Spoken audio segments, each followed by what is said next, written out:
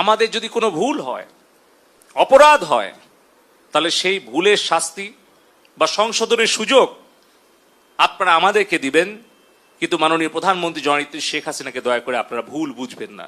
শিক্ষা প্রতিষ্ঠান, ছাত্র ছাত্রী, শ্রমিক, মেহনতি মানুষের কাছে গিয়ে প্রকৃত সত্যটা তুলে ধরে তাদের কাছে আমাদের কোনো ভুল ত্রুটি হলে আমরা করজোড়ে ক্ষমা চেয়ে দেশের জন্য, দেশের শান্তি উন্নয়নের জন্য, নিরাপত্তার জন্য আমরা এই দূরত্ব দূর করার চেষ্টা করি।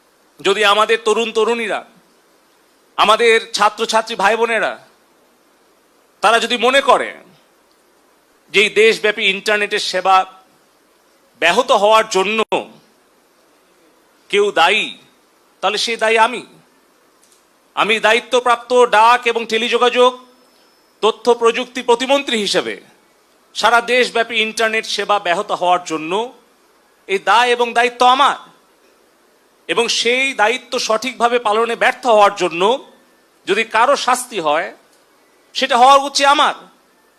কিন্তু কেন দেশ বিদেশ থেকে মাননীয় প্রধানমন্ত্রীকে আক্রমণ করা হচ্ছে?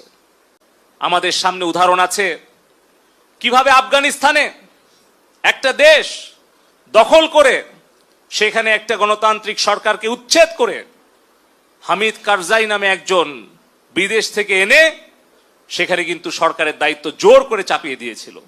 ২০ বছর পর সেই দেশটা ধ্বংস করে সেই দেশ থেকে তারা পালিয়ে গিয়েছিল। এই বাংলাদেশ নিয়ে আবারও ওই রকম হামিদ কারজাই মার্কা একটা সরকার তারা বসাতে চায়, কিন্তু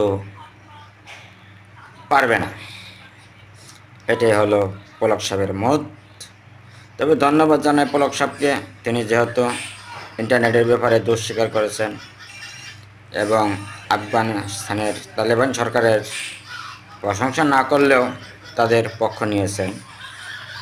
ভালো হতো যদি আপনারা ইন্ডিয়া, পাকিস্তান, রাশিয়া, চীনের মতো সম্পর্ক বজায় রাখতেন তালেবান সরকারের সাথে, তাহলে বাংলার মুসলমানরা আপনাদের প্রতি আরও সদয় হতো বলে আমি আশাবাদ ব্যক্ত করি।